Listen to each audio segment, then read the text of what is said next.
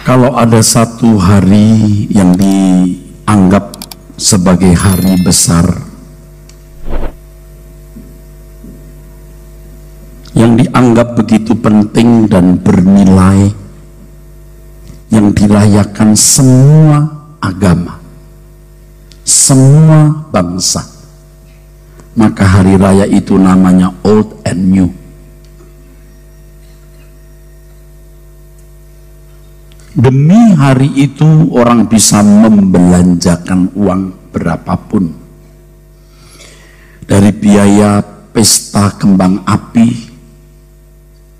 mengundang artis, mempersiapkan hotel, dan lain sebagainya.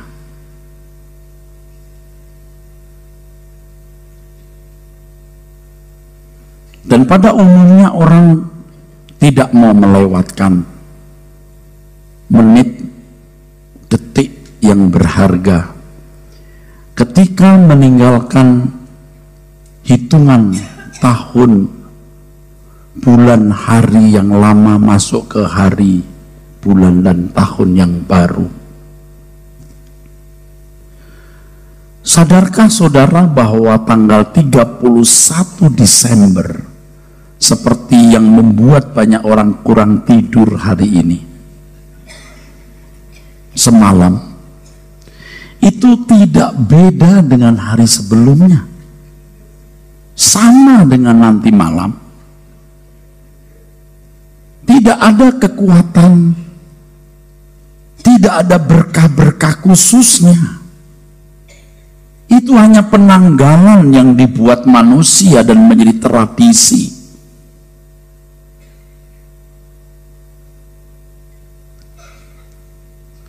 Pada umumnya saudara, mendekati tahun baru, apalagi saudara, hari terakhir seperti semalam orang make a wish, membuat satu harapan dalam bentuk lampion yang diterbangkan, balon yang dilepas, kembang api, dan lain sebagainya.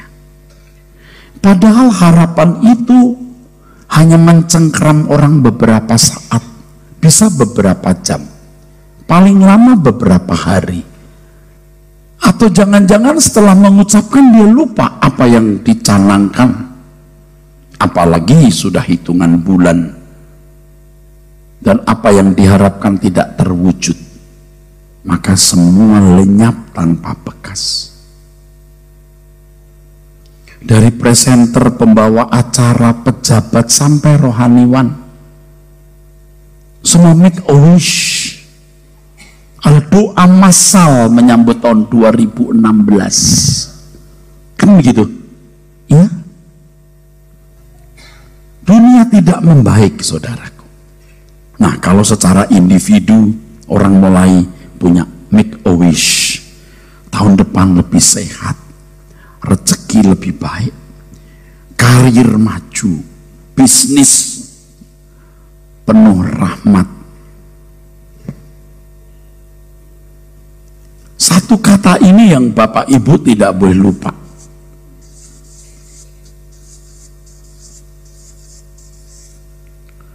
Apa ini? Tatanan. Ada tatanan. Berharap tahun depan sehat, ya, lebih sehat tahun depan, make a wish lebih sehat. Kalau pola hidupmu, pola makanmu buruk, tahun depan kamu akan menuai. Tahun 2016 tahun masuk rumah sakit, tahun operasi. Kamu sudah menimbun lemak, flek-flaks di dalam darahmu. Tahun depan tahun menuai.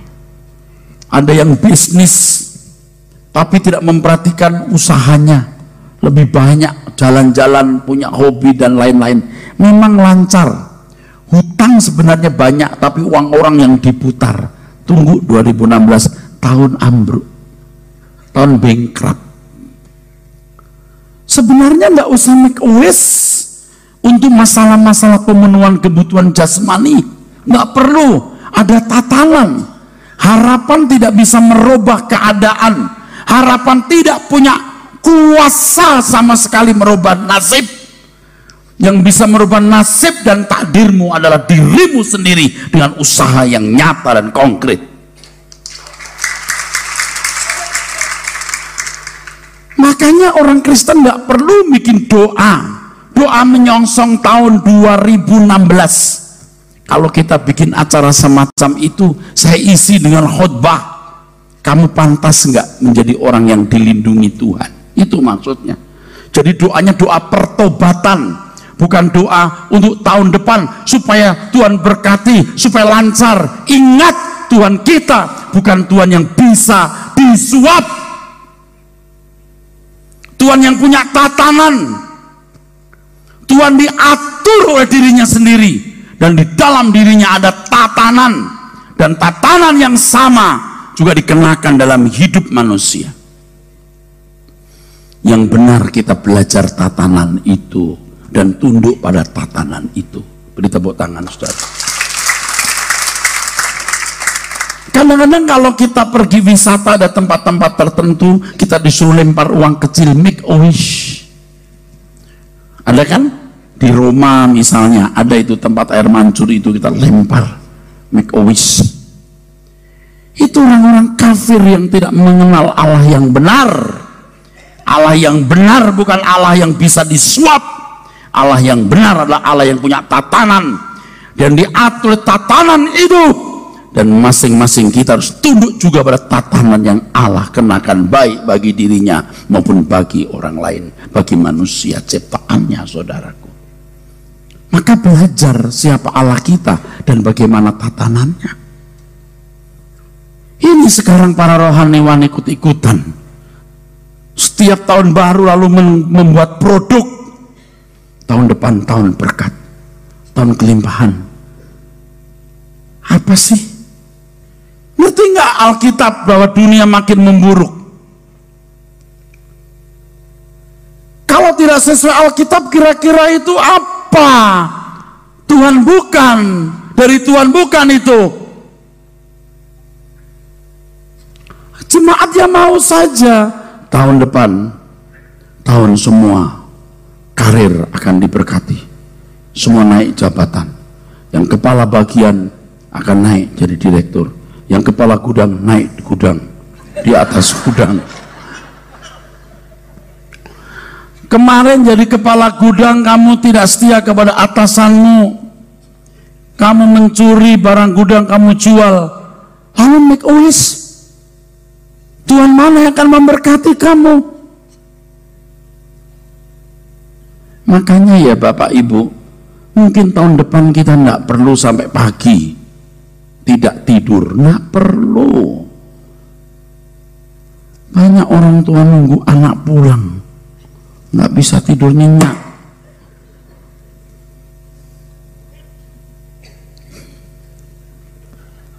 Kalau kemarin kita nggak tahu, nggak apa-apa, tahun depan nggak usah. Akhirnya ke gereja begini. Tolong yang dekat mata saya biar kelihatan.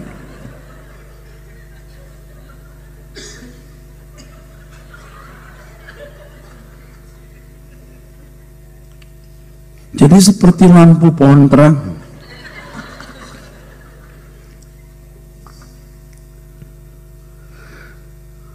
Kalau sebelumnya saya khotbah soal happy birthday, eudaimonisme, anak-anak muda dengar ya. Mungkin kamu nggak suka om ngomong nggak pakai sweet 17 ya. Kalau sweet 17 harus upacara khusus, acara dulu, betul, kita sama-sama nggak tahu. Tapi ke depan kita semua berubah. Saya kan termasuk juga nggak tahu. Hal yang nggak perlu nanti ke depan udah nggak perlu. Jadi kalau old and new nggak usahlah kita sampai harus pagi. Kalau tutup tahun mengucap syukur, ya bolehlah kita gunakan kesempatan berbakti. Ya, kemarin saja khotbahnya nggak tutup tahun, khotbah misbah Tuhan. Mau punya misbah, cirinya satu, nggak punya keinginan, tidak punya kesenangan, tidak punya andalan, tidak punya kepentingan. baru misbah hidupmu bagus. Tidak punya kesenangan, kehendak Tuhan saja yang dilakukan. Tidak punya kesenangan, tidak punya keinginan, kehendak Tuhan saja yang dilakukan. Tidak punya kesenangan, diri Tuhan itulah kebahagiaan kita. Tidak punya andalan, kekuatannya itu andalan kita. 4, tidak punya, lupa jadinya. Tidak punya apa yang terakhir? Kepentingan, rencana Allah yang harus dipenuhi. Amin, saudara. Kan orang bilang, ini khotbah tutup tahun, tutupnya mana? Tutup panci itu di rumah sana. Nggak perlu pakai tutup-tutup. Orang kita satu hari sama dengan hari yang lain. Nyatanya hari ini Pak kita bikin. Loh, ini libur, kenapa nggak kita manfaatkan?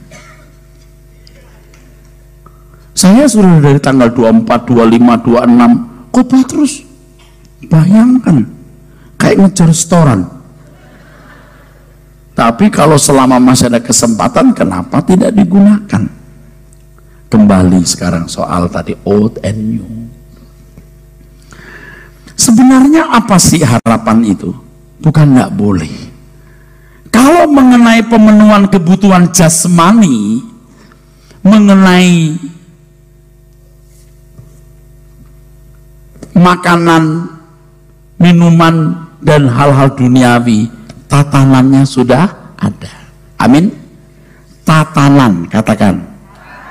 Dan harus diingat terus ya, tatanan yang kamu tabur, kamu tuai, itu harus diingat terus.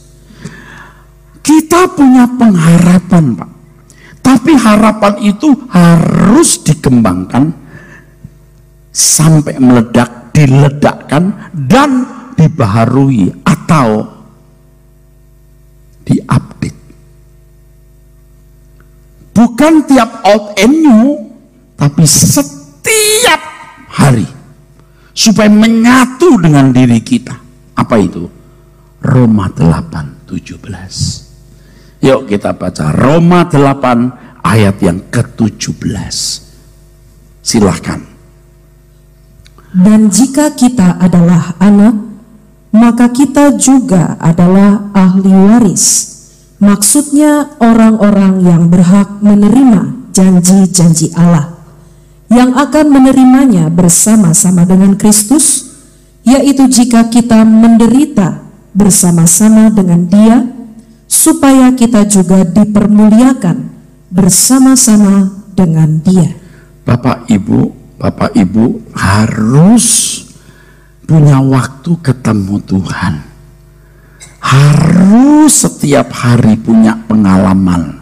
Sampai Bapak Ibu mendapatkan satu kesimpulan bahwa Allah kita itu mendahsyatkan. Mungkin kata lain untuk menggugah, mengerikan. Selama ini pemahaman banyak orang itu tidak tepat. Yang digambarkan itu Tuhan yang bawa cempe, anak kambing, lalu Tuhan gembala yang baik. Benar, tapi jangan lupa Dia Raja, dan di atasnya ada Allah Bapa yang mengerikan atau mendahsyatkan, dan kita menjadi anak-anaknya. Coba baca ulang ayat 17. Dan jika kita adalah anak, jika kita adalah anak-anak Allah, maksudnya terus, maka kita juga adalah ahli waris. Maksudnya orang-orang yang berhak menerima janji-janji Allah. Ya, anak Allah bukan hanya sebutan, tetapi harus keberadaan. Jika anak Allah, jika Bapak Ibu Saudaraku, di 1 Petrus 1:17 mengatakan, jika kamu memanggil Dia Bapa, hendaklah kamu hidup dalam ketakutan selama kamu menumpang di dunia. Kenapa harus ketakutan? Ayat sebelumnya, ayat 16, firman Tuhan mengatakan, kuduslah kamu sebab aku kudus. Jadi kalau kamu memanggil Allah itu Bapa, kamu harus kudus seperti Dia kudus. Jika kita anak, kita ahli waris yang akan dipermuliakan bersama-sama dengan Tuhan. Dipermuliakan artinya dibuat berkeadaan mulia, dibuat berkeadaan agung, dibuat berkeadaan tak bercela, dibuat berkeadaan bahagia. Bapak, Ibu, Saudara, hidup ini tidak menjanjikan, Saudara. Kita kalau ke gereja ini kan semestinya adalah belajar bagaimana menjadi anak Allah. Bagaimana mengembangkan harapan itu sehingga menyatu dalam diri kita. Saya juga memaksakan diri untuk itu. Ya, walaupun saya pendeta bertahun-tahun juga tidak tenggelam dalam pengharapan semacam ini. Sampai kemudian memaksa diri. Sehingga itu menyatu menjadi bagian integral di dalam diri kita, saudaraku. Ayat berikutnya, 18. Sebab aku yakin bahwa penderitaan zaman sekarang ini tidak dapat dibandingkan dengan kemuliaan yang akan dinyatakan kepada kita. Bapak, Ibu, saudaraku sekalian,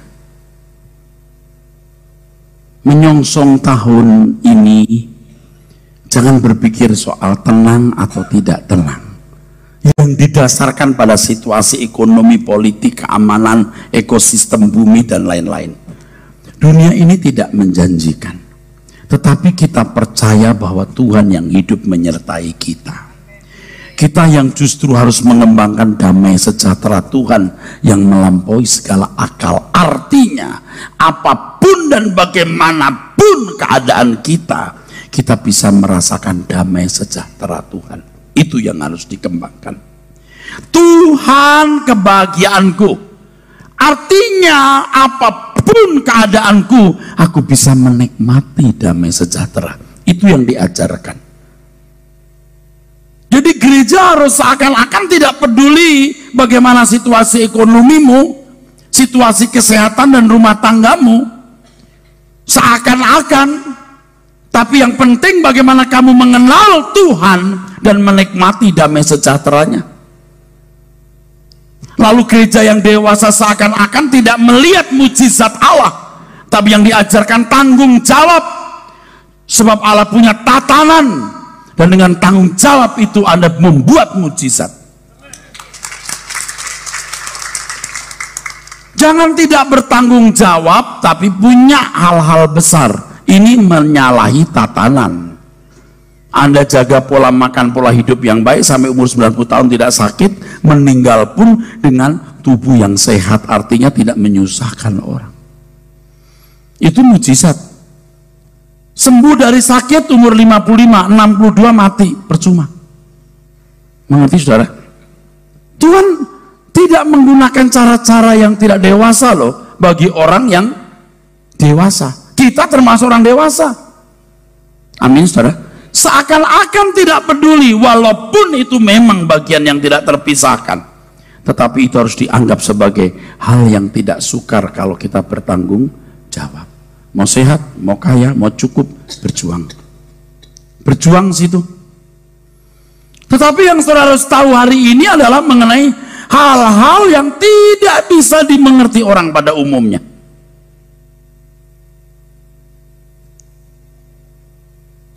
Yaitu kalau kamu menderita bersama-sama dengan dia. Jadi tadi saya sudah putus, ucapan saya potong, sekarang saya lanjutkan. Jangan persoalkan bagaimana keadaan ke depan. Persoalan ekonomi, kesehatan, banyak unpredictable yang tidak bisa diprediksi. Yang penting hubungan kita dengan Tuhan benar. Kita belajar menikmati damai yang melampaui segala akal, yang tidak ditopang oleh masalah-masalah dunia dan fasilitasnya. Sementara kita belajar hidup benar, saudara akan menemukan tugas yang sangat khusus untuk masing-masing individu. Tugasmu menjaga keluarga besar, tugasmu menginjil, tugas mencari uang untuk mendukung keuangan pelayanan, macam-macam. Temukan tugas itu. Itu bagian penderitaan yang walaupun akhirnya bukan menjadi penderitaan. Salib itu tidak menjadi berat karena Tuhan berkata, kuk yang kukenakan itu ringan. Seorang anak umur 12 tahun menggendong adiknya umur 9 tahun yang tidak bisa berdiri karena dua kakinya lumpuh, kecil, ngeplek, tapi makan terus hingga badannya gemuk.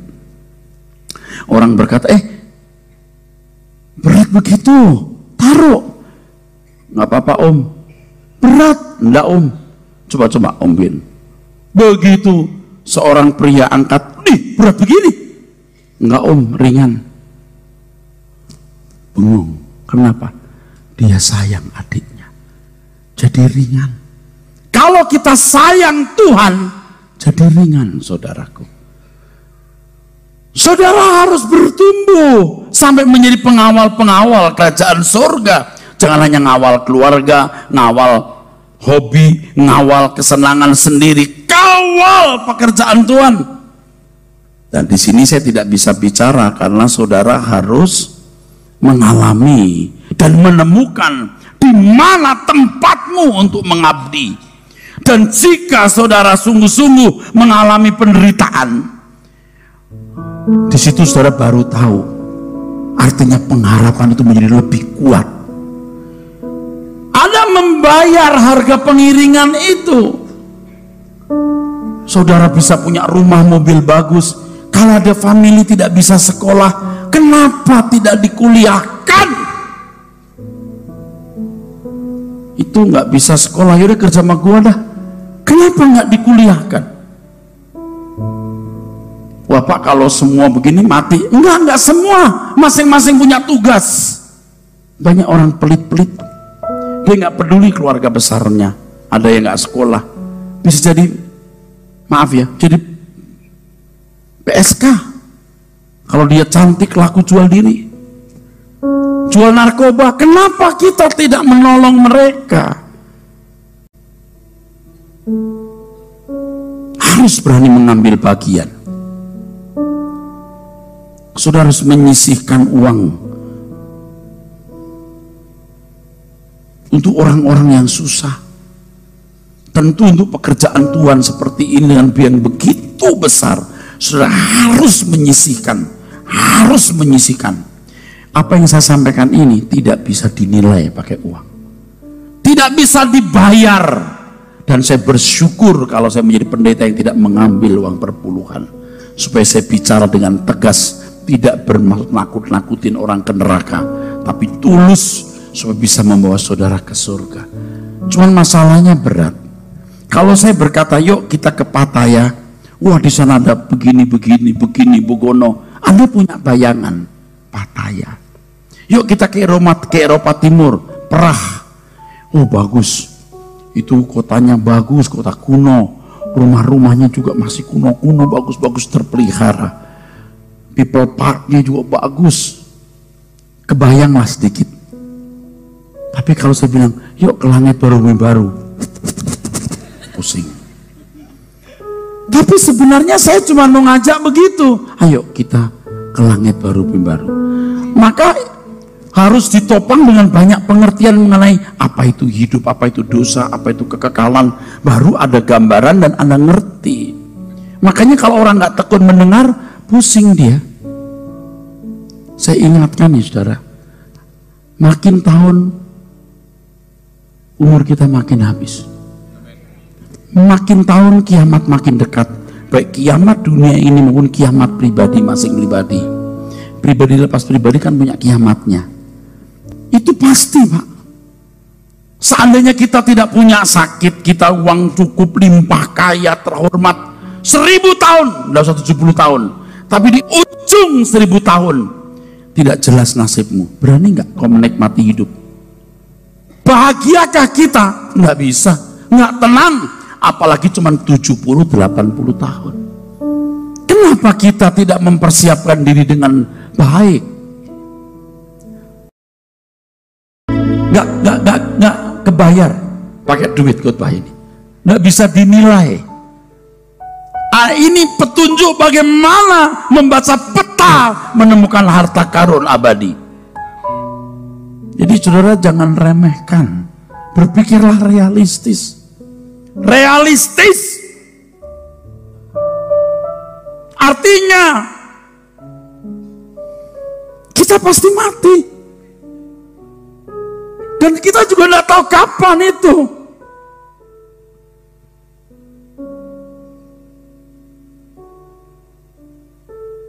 Anda diajak untuk menerima ini.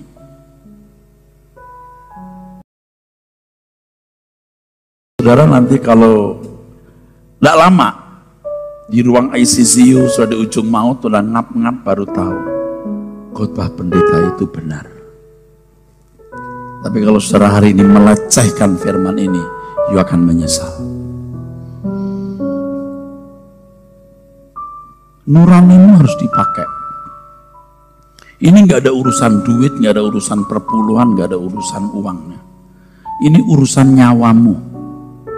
Tapi nggak tahu Anda berani nggak memilih ini. Ayat 24.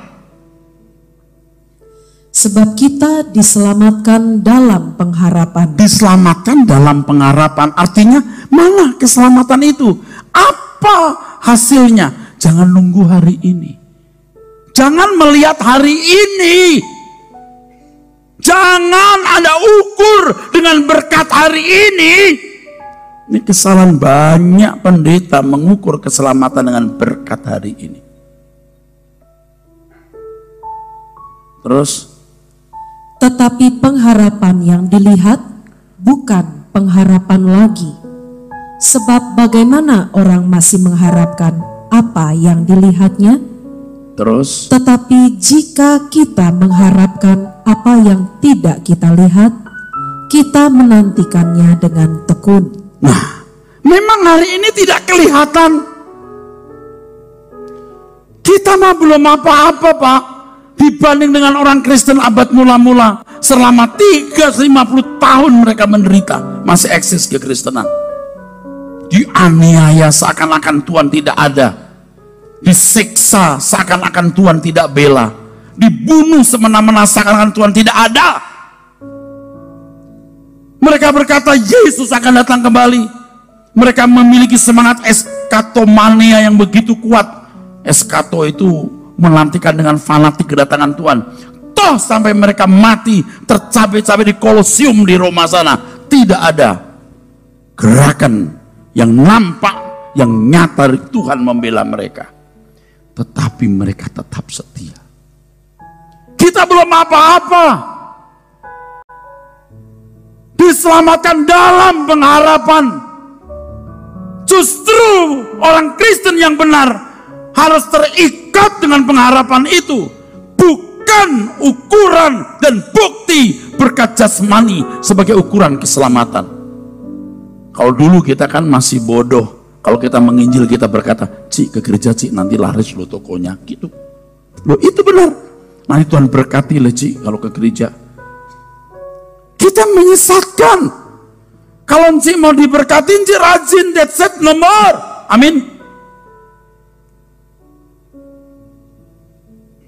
Makanya tadi saya katakan maksa sampai pengharapan itu menyatu dalam jiwa kita. Tepuk tangan, haleluya.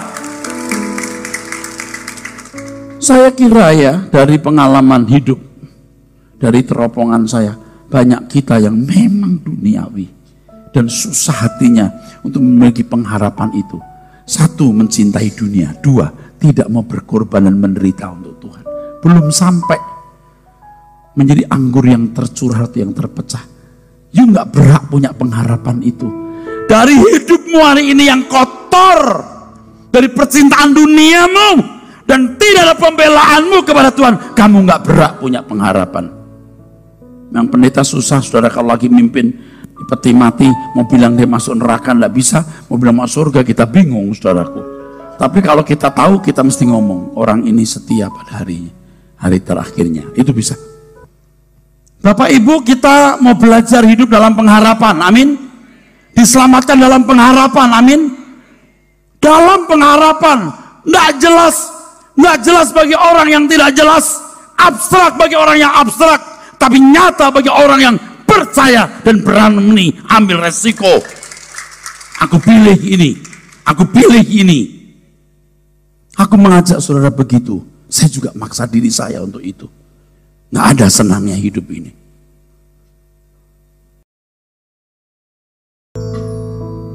Kita mesti berubah. Kita mesti berubah. Katakan amin. Yang cantik-cantik, yang ganteng-ganteng ini jangan sampai kau masuk neraka. Yang kelihatan eksklusif, hartamu tidak bisa menyelamatkan kamu. Ingat, kamu jangan belagu-belagu. Kalau saudara baru datang ke gereja ini lalu bingung, diam dulu dan banyak ngomong. Kamu tanya lagi sama temanmu, itu pendeta benar atau enggak? Diam aja dulu kamu. Kau belum tahu apa-apa kamu. Kamu kalau sering-sering baru kamu tahu. Amin. Alah, pendeta semua sama saja. Mulutmu dan macam-macam ya. Enggak. Amin. Kita bukan menikah diri, kita frustasi, saudaraku. Ya, dunia ini rusak begini, kita juga rusak loh. You pikir kita rusak? Saya pun juga rusak. Baru-baru aja jadi bener. Kita mau berubah. Coba ayat 1 dibaca. Karena kami tahu bahwa jika kemah tempat kediaman kita di bumi ini dibongkar, Allah telah menyediakan suatu tempat kediaman di sorga bagi kita. Amin. Suatu tempat kediaman yang kekal, yang tidak dibuat oleh tangan manusia. Ambil resiko, berani percaya, dan investasikan hidupmu untuk itu dengan cara hidup benar. Temukan tugas hidupmu di bumi ini apa. Mungkin hanya mengawal orang tua. Kawal. Ada orang berkata, Pak, koko saya kaya, cici saya kaya. Tapi kalau mama sakit, saya mesti yang ngurus. Saya mesti gesek kart. Lakukan itu. Jangan kamu marah kepada orang jahat. Apalagi itu mama kamu. Kamu ingat gak waktu kamu diceboi? Mama gak tidur 2 malam 3 malam karena kamu panas tinggi terus. Bisa bayar apa? Justru kalau perlu kamu yang ambil bagian semua. Jangan kamu jadi anak yang puhau. Tidak hormat orang tua. Itu pelayanan. Amin. Itu penderitaan. Itu belum kalau orang lain, saudaraku. Waduh, saudara, kita sering juga, aduh capek Tuhan ngurus banyak orang. Tapi kita mikir pengharapan ke depan. Coba ayat yang ke-7 sekarang. Sebab hidup kami ini adalah hidup karena percaya. Hidup karena percaya. Ini konteksnya mengenai ini loh. Kemah yang dibongkar. Amin. Konteksnya mengenai hidup setelah kematian. Kalau kemah kami dibongkar, Allah menyediakan kemah abadi itu. Kalau kita mati boleh bangkit, nggak usah di surga, bangkit di Jakarta aja mau. Apalagi begitu melek, saudaraku, kemuliaan Tuhan luar biasa, saudaraku. Itu yang kita nantikan. Saya ngajak, ayo. Kalau saya tanya, kamu nggak suka apa alasanmu? Percaya nggak? Percaya juga sih. Terus? Tapi apa? Tuh lihat ikatan dunia. Nah kalau saya mata duitan, ya lu makan duit gua, bisa aja lu ngomong gua, bisa aja ngomong gitu nakut-nakutin gua kan, masuk neraka, biar gua datang ke gereja lu lalu kasih kolekta kan? Kalau ada yang awas dan macam-macam. Amin. Tolong, sekasihan jiwamu. Kamu sombong, kasihan jiwamu. Tolong, kasihan jiwamu. Abadi jiwamu. Kecuali kamu anjing kampung. Ini istilah kita kemarin-kemarin, anjing kampung melulu tuh. Anjing korengan itu. Itu ditimpuk suka-suka deh. Kita bahkan lebih dari anjing mahal. Kita manusia yang abadi, yang bisa jadi anak Allah semesta alam, yang menciptakan langit dan bumi. Ayo, amin. Ayo, nggak kebeli, amin. Saudara akan betah di sini. Minggu depan akan datang lagi. Anda akan cari yang begini sampai nggak bisa dengar khotbah yang lain. Emang begitu. Oh, tapi khotbahnya Pak Era sama saja. Oh sama, saya harus sama. 3 nih. 1, hidup suci, tidak bercela, tidak bercacat. 2, langit baru. 3, hidup bertanggung jawab. Pokoknya ke situ aja, nggak kemana-mana. Kalau mau yang lain, yuk cari motivator. Banyak temanya sono.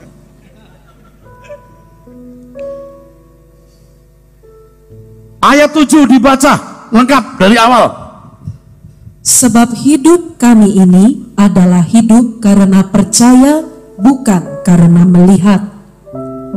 Tetapi hati kami tabah, dan terlebih suka kami beralih dari tubuh ini untuk menetap pada Tuhan. Ini standar.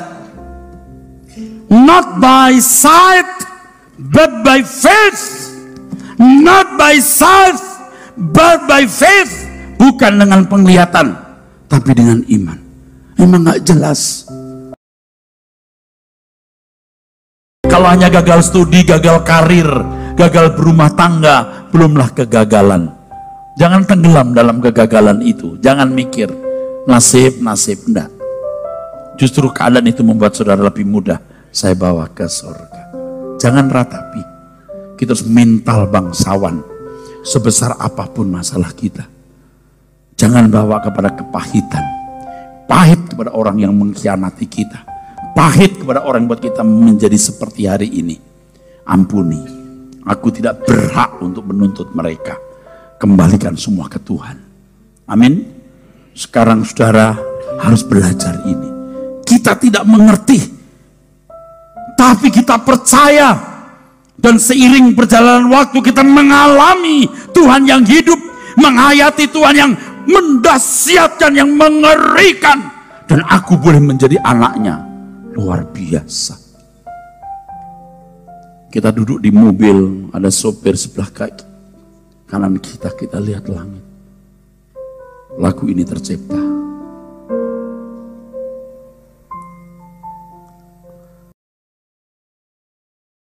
Anda harus berubah. Harus berubah. Nggak usah make a wish dengan masalah dunia dan kebutuhan fana dunia ini. Karena Allah pasti memenuhi kita kalau kita tanggung jawab. Dan kalau kita jadi anak Allah. Kuduslah kamu sebab aku kudus. Di dalamnya termasuk rajin, bekerja, giat, jujur, mengasihi sesama, melindungi sesama. Allah akan pelihara kita. Allah akan proteksi kita. Bukan hanya kita, tapi orang-orang yang kita kasihi juga akan dilindungi Tuhan, saudaraku. Haleluya. Tepuk tangan untuk kemuliaan Tuhan, saudaraku. Dia bukan Allah mati, dia Allah hidup.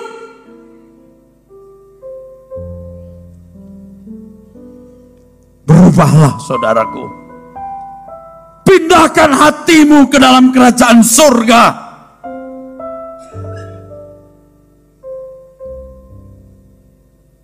Pastikan bahwa ketika engkau menutup mata, ada tangan kuat yang baik, tangan kuat yang penuh kasih yang menyambutmu masuk ke dalam kerajaannya. Bukan tangan yang lain,